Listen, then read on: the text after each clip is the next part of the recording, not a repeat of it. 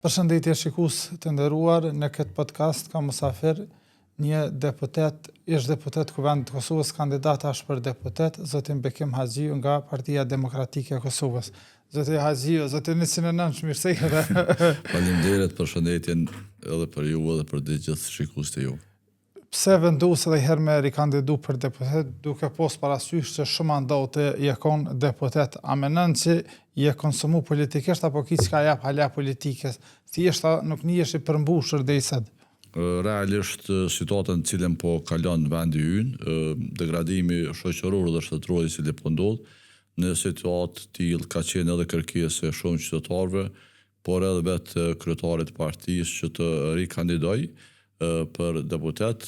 Mendoj që mundem me dhënë ende në politikën e Kosovës, duke qenë se nuk garoj për herë të parë për deputet, mirë po në 5 legislaturë kam një përvojë të gjatë parlamentare, një angazhim të madh në Kuvend, i vlerësuar për organizatave që kanë monitoru punën e Kuvendit, që janë nga deputetët më aktiv në ato 5 legislatura, dhe kam ende për të dhënë politikës, dhe në këtë situatë mendoj që angazhimi i çdo njonit është i domosdoshëm për me ndalë këtë krizë dhe me e bën ndryshimin.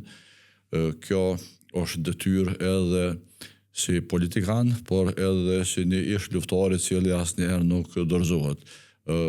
Votat e 2 palëzjedhjet fundit kanë treguar një rritje të mbështetjes së qytetarëve për mua si kandidat për deputet. Normalisht zgjedhjet e fundit ka pas goxha shumë parregullsi, të cilat kanë ndikuar edhe në rezultatin e partive politike, por edhe në rezultatin e renditjes së kandidatëve për deputet.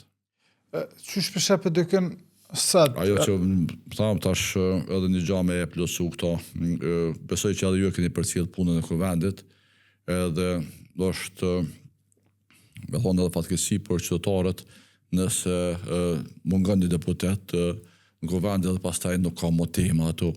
Për një vjet në Kuvendin e Kosovës nuk ka pas tema për shëndetësinë, as kritik do si gjendja ishte dhe vazhdon të jetë kaotike në sektorin e shëndetësisë. Unë e kam përmend edhe në intervistën që kena pas para rreth një vite, po përmendni prap, edhe kur ka qenë PDK-ja në pushtet, edhe kur e ka menaxhu PDK-ja Ministrinë e Shëndetësisë, po edhe në raste të tjera kur e kanë menaxhu të tjera partitë vazhdimisht ke jap këshilla je konkretik, do të thonë nuk je kufizu veç kur je në pozitë të aspekti i shëndetësisë. Unë mendoj që shëndeti qytetarëve tonë është preokupim i gjithë neve, pavarësisht a je deputeti pozitës apo jo pozitës. Ti duhesh me dhënë kontributin me përmirësu sektorin e shëndetësisë. Të fundit as mjekut, as pacientit fundit nuk është e rëndësishëm përkatësia politike, sepse ajo qytetari i këtij vendi ai do me marrë shërbim më të mirë shëndetësor. Prandaj kam qenë kritik edhe ndaj ministrave të pushtetit kur Partia Demokratike ka qenë pushtet. Kam qenë kritik edhe si deputet i opozitës. Unë mendoj që sektori jonë i shëndetësisë ka nevojë për reformë dhe për përmirësim. Kto mund të them që ndoshta edhe kritikën që kam bën 2012-ën, është aktuale ende sot, mos implementimi atyre këshillave të cilat kanë janë ministrave ka prunë disa probleme të cilat kanë qenë pastaj në sektorin e shëndetësisë. Po shpanja 2 nete folëm me një emision për listat pritjes diçka marana që ku kës çfarë është konkretisht fjala. Që brenda 6 viteve sektori i shëndetësisë ka degraduar. Nuk themi që kemi pas një sektor shëndetësisë perfekt, as në gjendjen të mirë. Apo që do investime që kanë bërë përërime. Mi po tash me shifrat flasim vetë dhe ato janë bazuar në raportin e punës së vetë SHK-s. Furnizimi me barna është më i dopt me 60 milion se sa kur ka qenë buxheti 24. Kjo tregon për një sistem abuziv, ku sistemi i kujdesit shëndetësor. Apo blen sa s'po duhet, as po blen hesa sa sistemi i shëndetësor nuk është më sistemi i kujdesit ndaj pacientit, është ndron në sistem të biznesit për grupe të caktore të interesit të lidhura me Ministrinë e Shëndetësisë. Tani kur vjen pse ka ardhur të rritja e buxhetit edhe furnizimi më i dopt, ka të bëjë drejt për drejt me listën esenciale të barnave. Ku lista esenciale të barnave janë fut barna për interesat të kompanive të caktuara farmaceutike dhe jo për ato që ka nevojë pacienti, dhe jo deni që kam thonë edhe në vend që kryetari i komisionit për revidimin e listës së bornave sociale pastaj përfundon aksionar në kompani farmaceutike me 10%, kompani farmaceutike e cila në qeverisjen e Kurtit i ka fituar afër 100 milionë euro të nder. Meditekun e Stokës. Dhe këtë kompani shkon pastaj për Këshillëdela e viziton edhe vetë kryeministri Kurti që na dëshmon. Ai realisht kryeministri pat premtu për shëndetësinë e Farçanit ta pall me hjeksu. Si ka pas kështu shumë premtime të mëdha. Ajo ka qenë mungesë edhe e vizionit mirë, po edhe bastardimit të çështjes për problemet të cilat i ka sektori shëndetësisë.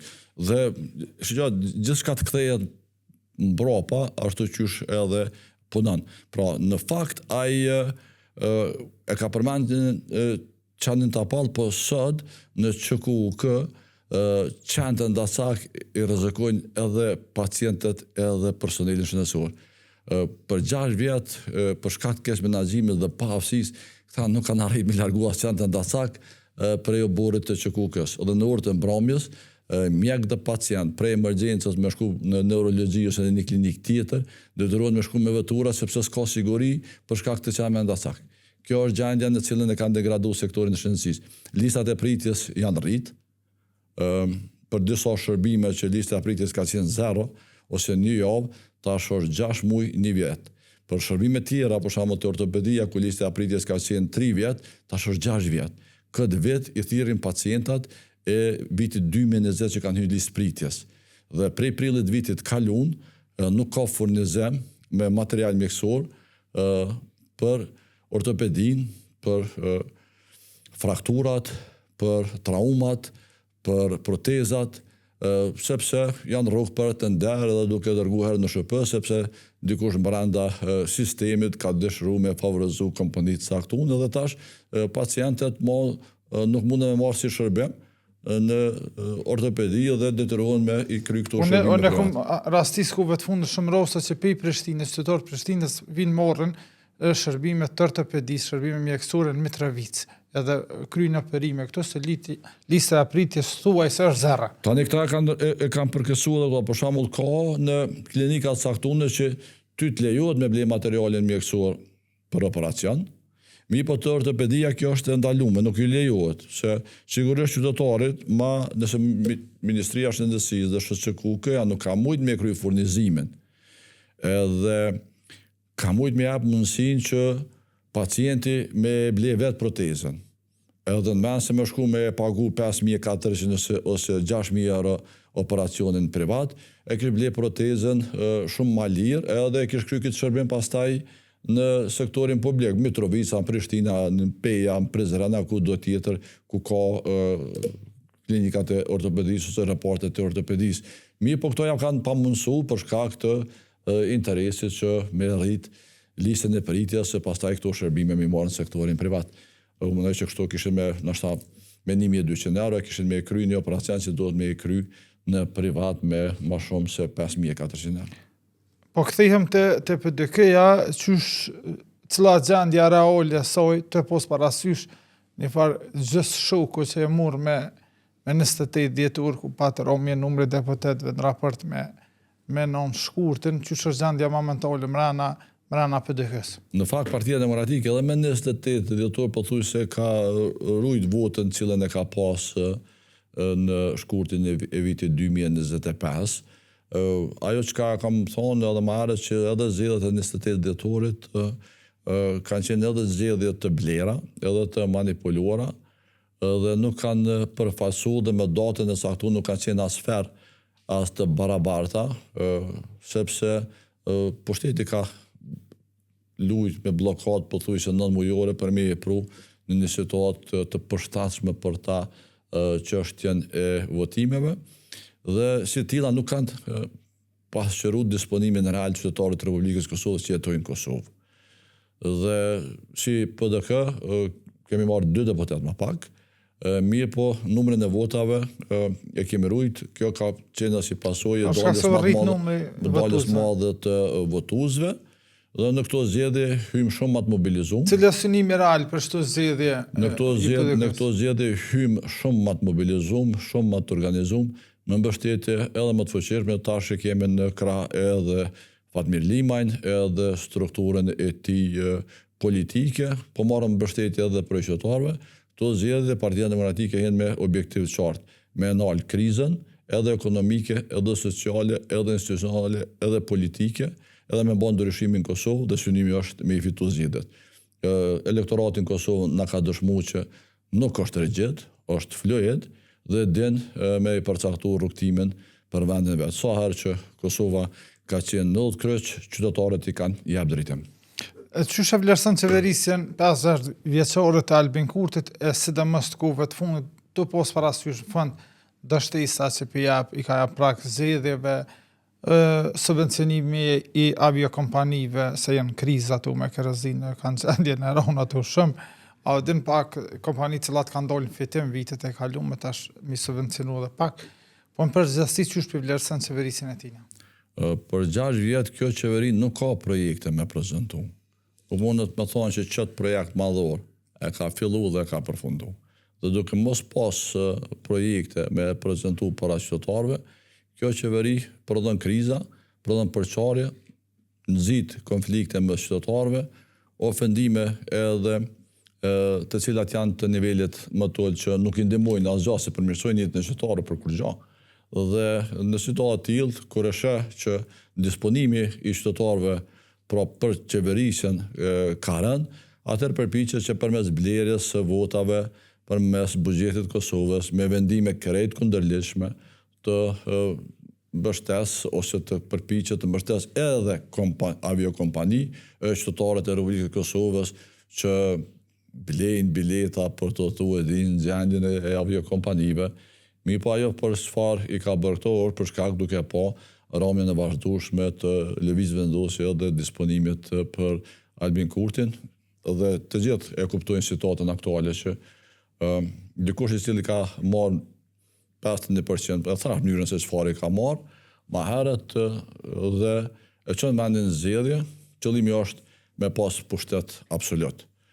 Edhe deklaratat e tij që duhet me zhdukur opozitën. Pushtet absolut ai synon se mos mi pengu në konceptin e tij na dikush më shtysa në përpara. Në demokraci, kur i ki numrat në parlament, i ki 61 vota, askush të pengon se ka më fuqinë me të pengu se numrat i kimi i kalu ligjet, edhe me i kalu programin tonë qeverisës, edhe buxhetin edhe gjitha tjera për me realizu.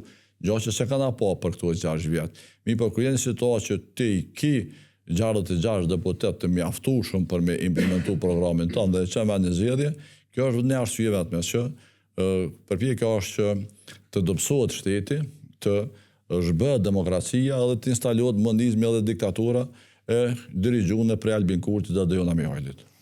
Pse që Jona Mihajli gjitha përmeni që nuk ka pozita as në qeveria, as të çka është një farë mite rrasojnë ai krijum? Nuk ka mit, ka realitet.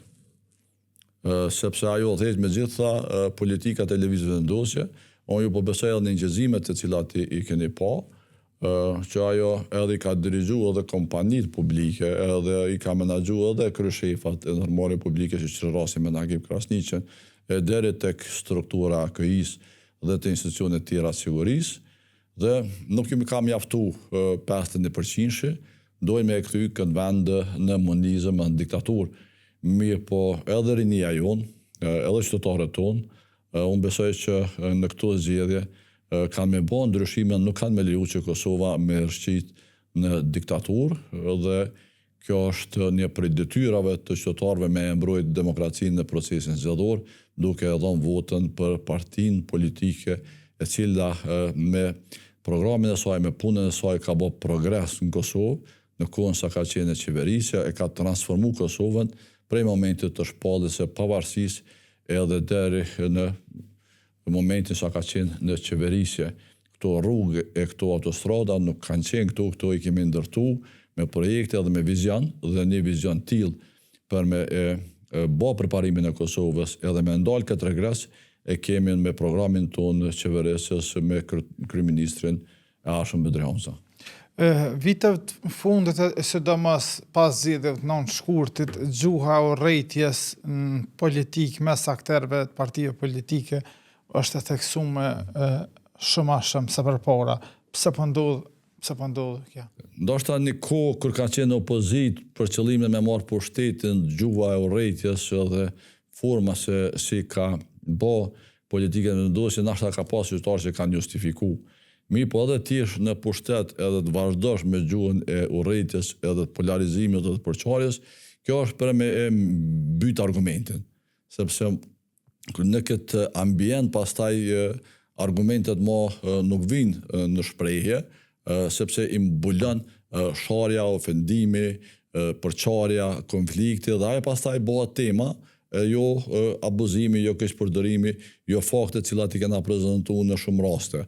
Dhe kjo është qëllimi edhe i pushtetit, që dështimin cilën e kanë në qeverisje me e mbulu përmes gjuhës së urrejtjes edhe të përçamjes edhe të konflikteve, ndoshta edhe me çunë në situate konflikteve.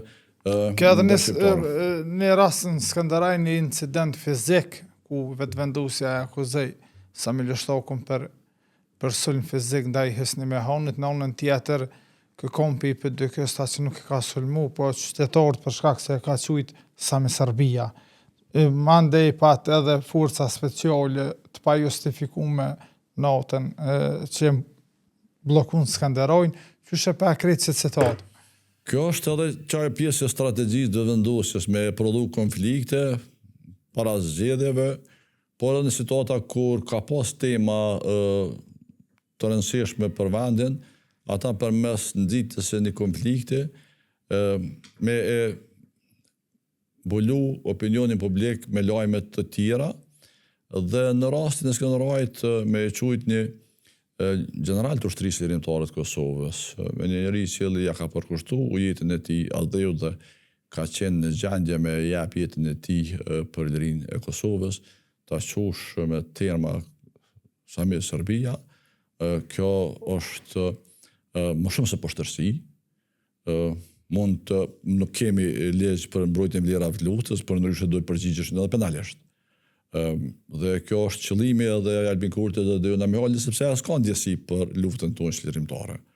Por ta ja dërgon një mesazh strukturës sajna se kështu duhesh me reagu, këta pasaj e publikojnë.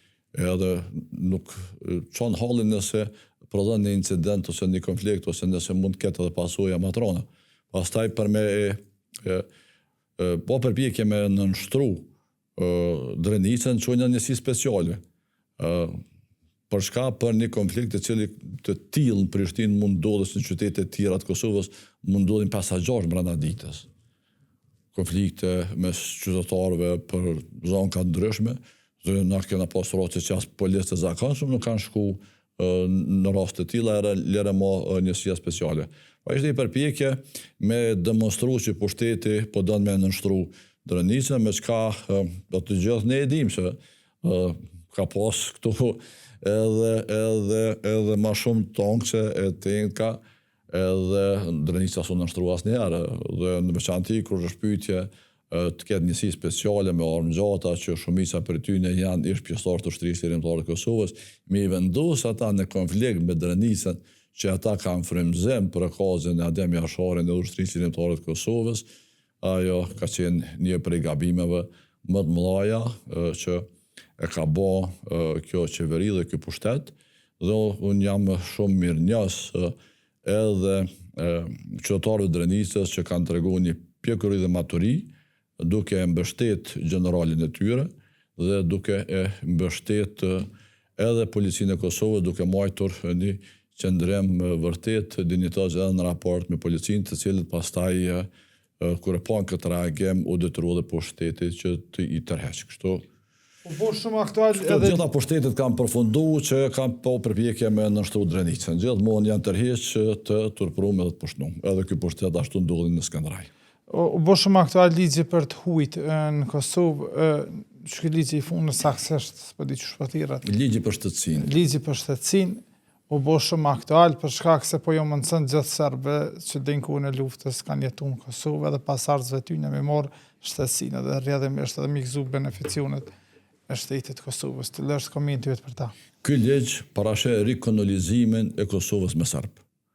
Po e them qartë, është një shërbim i madh që Albin Kurti dhe Lëvizja vendosi bashkë me listën serbe ja kanë kryer Serbisë. Askush nuk ishte më menduar që 27 vjet mas Pse lista serbe ka votuar po? Po bashkë kanë votuar, Lëvizja vendosi dhe lista serbe këtë ligjin për shtetësi kanë votuar bashkë. Ky ligj me nenin 31 parashë që kushdo që ka jetuar në Kosovë prej kohës së Jugosllavisë e deri me 1 janar 1998 kanë drejt me marrë shtetësinë ata, fëmijët e tyre, nipërt të mbestrat e tyre. Pra të gjithë kolonët serb që kanë qenë të ardhur në kohën e Jugosllavisë Nga Kroacia, nga Bosna. Krejt ata që edhe në kohën e luftës fundit edhe mas luftës dytë botërore, kusha do që ata prej asoj periudhe kohore pra të Jugosllavisë e dhe me 1 janar 1998 kanë jetu në Kosovë, ata kanë drejt me marrë shtetësinë e Kosovës pas një pengesë dhe kjo është rikolonizim me ligj i Kosovës, sepse aktualisht prej se është hyrë fuqi ky ligj, si pas informatave që kam nga qendra e regjistrimit civil, 70 deri në 80 serb në ditë po aplikojnë për me marrë shtetësinë e Kosovës. Këta pastaj kanë drejt me përfitu edhe beneficionet e shtetit Kosovës, edhe generalet serb që kanë udhëhequr masakra në Kosovë, kanë me pas shtetësinë e Kosovës, edhe atyre policëve që kanë bë e ushtarëve serb që kanë bë masakra në Kosovë, edhe ata kanë me pas drejt me marrë shtetësinë e Kosovës, edhe me marrë shtesat e fëmijëve, edhe gjitha beneficionet e shtetit, dhe nëse vazhdon ky ritëm i regjistrimit që mund me ka edhe me trende më të larta, atëherë numri i serbëve brenda një viti të regjistruar në Kosovë sipas këtyre parametrave, pra do të shkon prej 25.000 deri në 30.000 serb më regjistruar brenda një viti dhe brenda 8 viteve ne mund të kemi 250.000, deri në 10 vite mund të kemi 250.000 deri në 300.000 serb të regjistruar shtetas Kosovës me drejt vote, edhe kjo pastaj do ta bën listën serbe një prej partive kryesore në parlamentin e Kosovës. Përveç 10 vendeve të rezervuara, me këtë numër të votave nëse ta i marrin 250.000, 300.000 vota në zgjedhje, atëherë sigurisht pas rezultatit aktual zgjedhor që ka qenë zgjedhjet e fundit do ishin partia e dytë me 35 deputet. Dhe kjo është ajo që Pse bo ky ligj? Kjo është ajo që është implementimi i marrëveshjes të uhrit atë Po, ka marrëveshje të fshehta që këta i kanë bërë brenda kësaj periudhe sepse s'ka pas transparencë dialogu në Kosovë-Serbi, ndonse ky kishte ardhur pushtet me premtimin se pa kërkim falje Serbisë nuk do të hynë dialog, ka hynë dialog i cili fare s'ka qenë transparent, marrëveshje të fshehta, të cilat ja shohim damin sot, edhe do t'ja shkojnë edhe gjeneratat e ardhshme, dhe po vjen në situatën ato çfarë ka thonë kryetari Kadir Veseli që ti kemi fitu pushtetin Albin Kurti, edhe kemi kthy Serbinë Kosovë, nuk po e kthen me tenka, po e kthen me ligjin për shtësi duke jap fuqi listës serbe në parlamentin e Kosovës. Po dolim pak për aktualitetit politik edhe po du më këtuj pak në kohë. Keni qenë pjesëtori i ushtrisë çlirimtare të Kosovës edhe aktim luftë komandant sane. Qysh e Kosovën sot edhe qysh e ke po atëherë ondra jote që shkon për Kosovën, ashe e Kosova sot që ti e ke ndru kur e kyç në çka. Ondra e gjithë neve dhe gjithë atyne që kanë rrahur për lirinë e Kosovës ka qenë liria edhe pavarësia e saj. Normalisht për gjithë neve që kemi qenë prej ditët para në radhë të ushtrisë qlirimtare të Kosovës, programi parë edhe jonior ka qenë çlirimi i trupeve shqiptare dhe bashkimin e një shtet.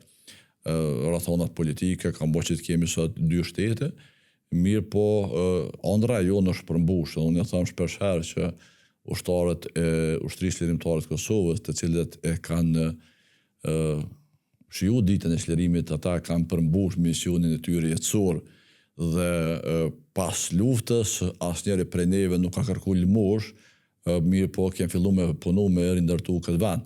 Asnjëherë s'ja na dorëzu as në luftë, edhe në kohë të vështira, e as pas luftës dhe kemi vazhduar me rindërtu. Sigurisht që një prej gëzimeve më të mëdha për gjithë luftarët dhe për gjithë qytetarët e Republikës së Kosovës ka qenë dita e shpalljes pavarësisë, edhe momenti ikonik i shpalljes pavarësisë Kosovës nga kryeministri i Kosovës Hashim Thaçi, shpallësi pavarësisë Kosovës Ismail Çemali 2 juni, dhe këto kanë qenë momentet të burrës të krenarisë.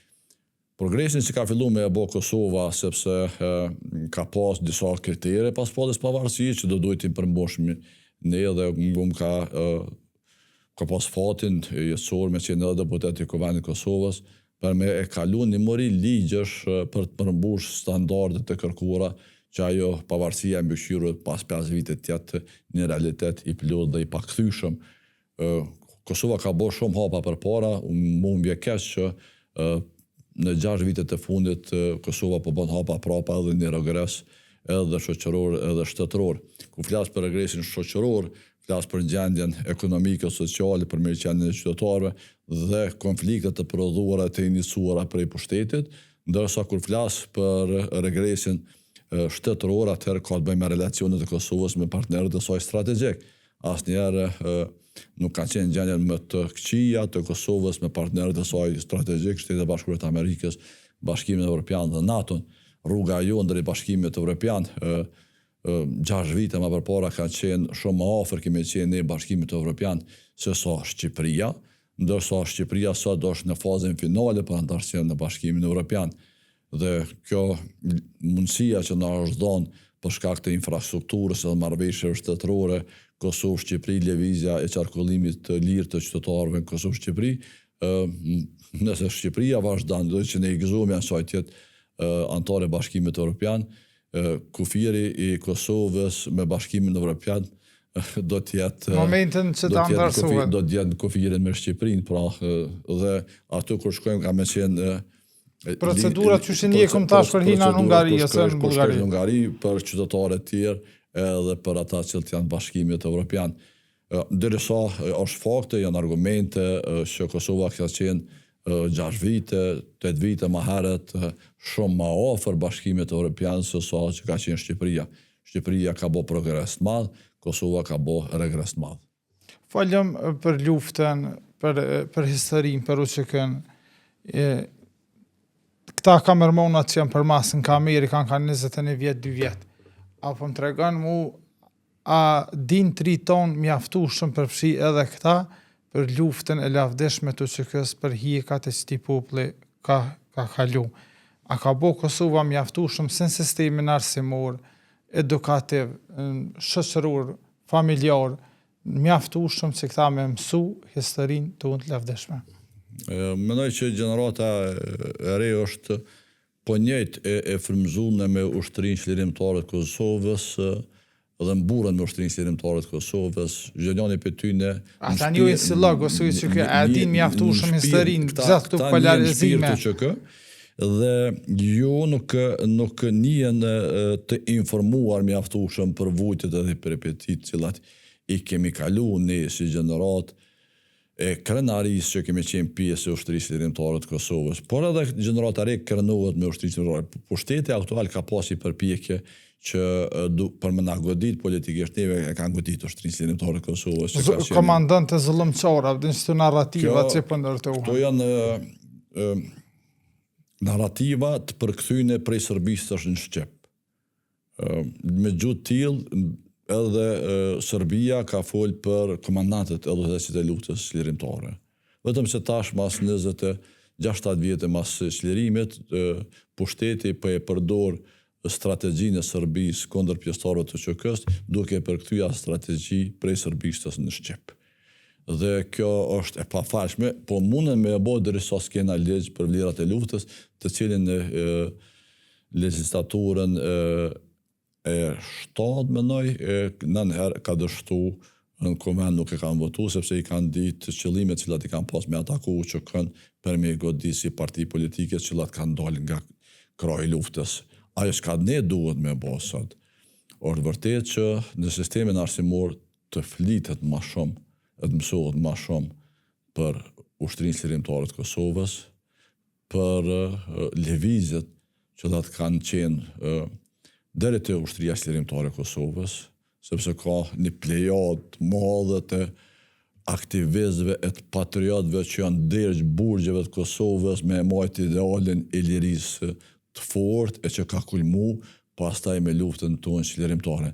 Me mësu ma shumë për Adem Jasharin e për ushtrinë çlirimtare të Kosovës, nëse mbani mend gaz në vitin 2011, kur për herë të parë kam qenë deputet dhe e mësoja me vajzën time librin e historisë dhe pa ta befasu atëherë kur e kom pa që në librin e historisë foli 3 faqe për administratën e UNMIK-ut, ndërsa 3 rreshta për luftën çlirimtare.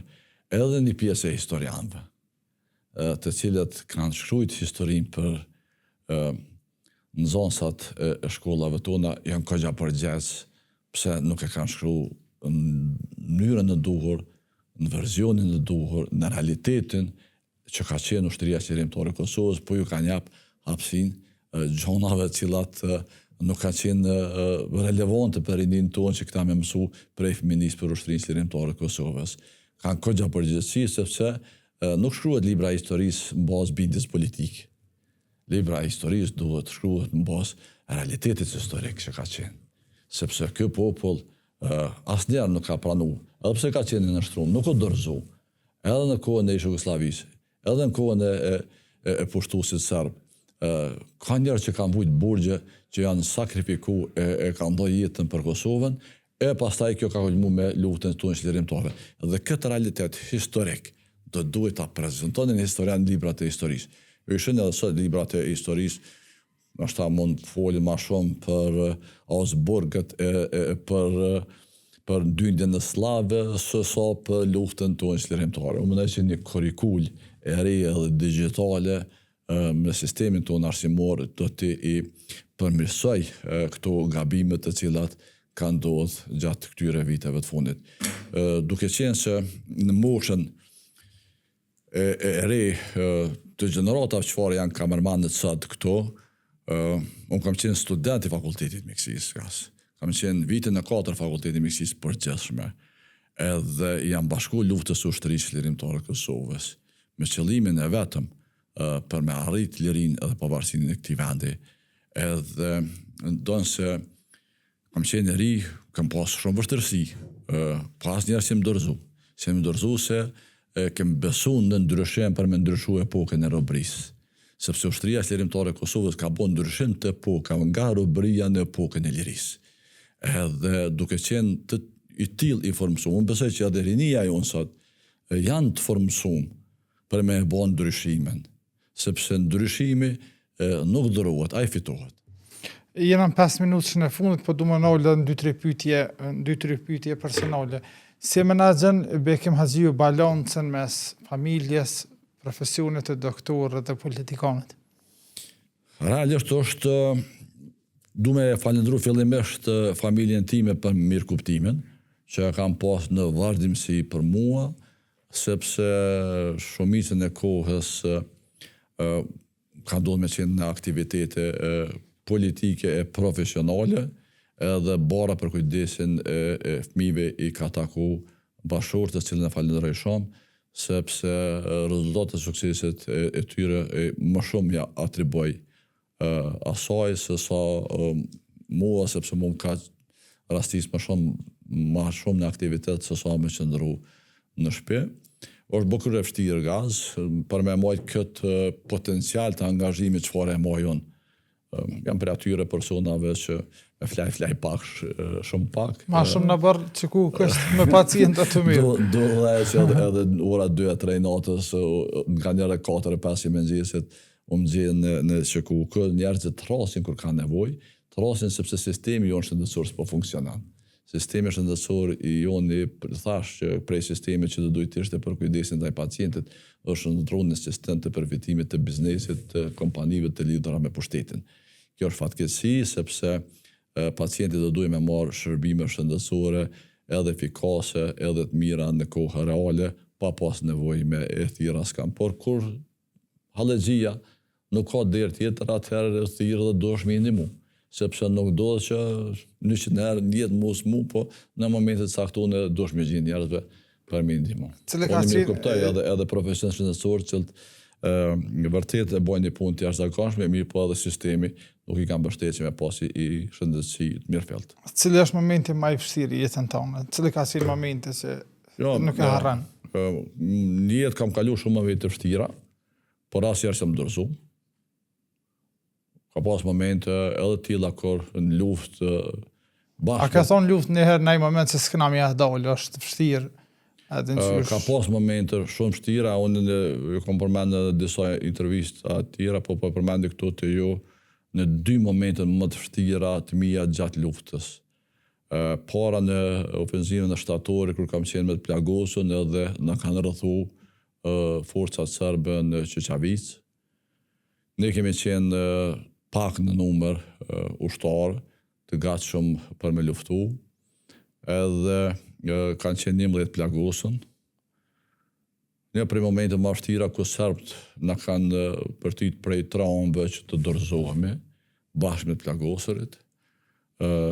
Më thash që ndjetë kurse kom pranu dorëzimin, as në luftë edhe ma heq, edhe kena arrit me shpërty rrëthimin fol ushtarëve, trima edhe të gëzimshëm që kam pas me vete, dhe i kemi shpëtu të plagosurit nga rrëthimi, edhe ne, kjo një për momenteve që edhe sot kur e kujtoj, pra rëcetëm, ti kesh 11 bashkëluftar të plagosën, ti jesh vetëm me 4 ushtar tjerë të gatshëm me luftu edhe me shpëtu ata 11. Ndoshta edhe në skenore ndryshme filmike nuk mundesh me e përshkru. Fati madh ka qenë që kur kemi gjujt ne gjithë, më kanë qenë për një herësh unë Bacoko, Agroni, Kajtazi, edhe kemi shpërthy rrëthimin. Pastaj kanë deportu edhe të plagosur, kemi pas edhe personel mjekësor, doktor Emirin, i cili sot punon në Mitrovici, ortoped, që kanë kujdes atëherën, kishte kujdesin e pacientëve. Si studenti mjekësisë kemi qenë bashkë kolegë, pastaj motrat dhe infermierët cilat u kujdesën për pacientë kanë qenë 3, të cilat kanë kry një punë të jashtëzakonshme. Kush është frymëzimi juaj në politikë? Sigurisht që mendoj që në Kosova nuk ka me pas edhe për shumë dekada politikanë si Hashim Thaçi, edhe pas Hasan Prishtinës, Hashim Thaçi është politikani i dal për shumë politikanë të ri, edhe për mua si politikan me përvoj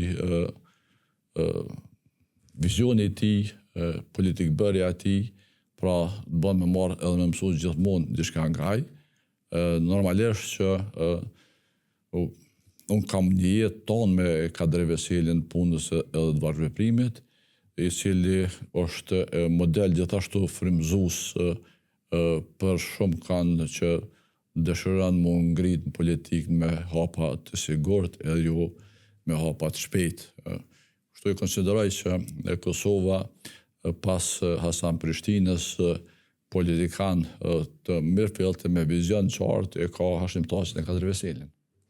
Që në mënej që për shembull veç unë e këmë thonë një ditë në status, Kadri Veseli për mua është politikani ma njerëzor që u kona herë në Kosovë, po të qenë as shumë njerëzor s'ka mujtë me konë politikan mjaftueshëm për Ballkan, për sistemin e mendësisë ballkanike.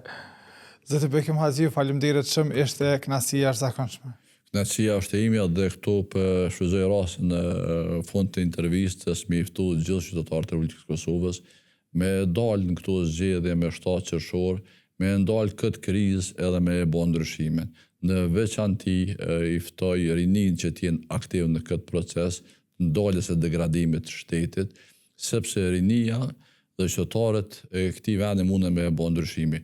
Fuqia e një kombi nuk është pushteti, fuqia e një kombi janë rinia dhe qytetarët e tij, kur ata janë aktiv në proceset demokratike, ndryshimi për vendin është i sigurt në aspektin pozitiv.